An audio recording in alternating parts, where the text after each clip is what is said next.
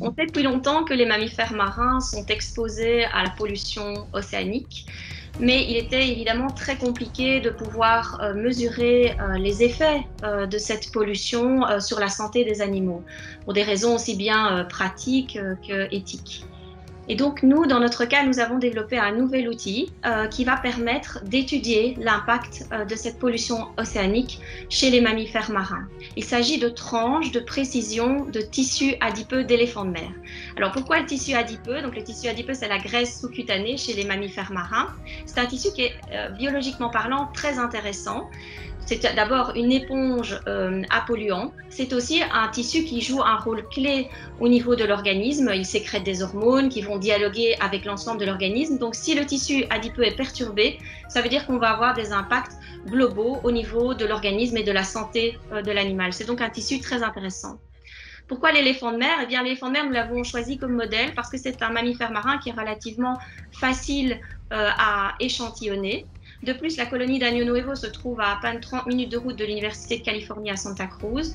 Donc, on peut aisément aller chercher en fait des biopsies de tissus adipeux, donc sur des éléphants de mer dans leur milieu naturel, des animaux en bonne santé. Et on ramène ce tissu adipeux au laboratoire. Là, on effectue des tranches de précision, c'est-à-dire qu'on va couper des tranches qui auront toutes exactement la même taille et on peut garder ces tranches en vie dans un milieu de culture, dans un incubateur. Donc elles vont vivre et garder toutes les propriétés du tissu adipeux et ce pendant 4-5 jours.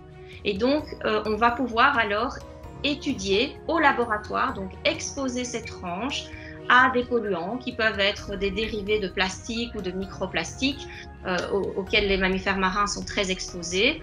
Et on va pouvoir étudier donc l'impact de ces molécules sur le tissu adipeux. Donc, ce modèle pourra être utilisé pour d'autres mammifères marins. Donc, les résultats obtenus chez les éléphants de mer pourront être extrapolés à d'autres espèces, mais le modèle est tout à fait applicable directement sur d'autres espèces, que ce soit des cétacés, des phoques, des lions de mer ou même des ours polaires.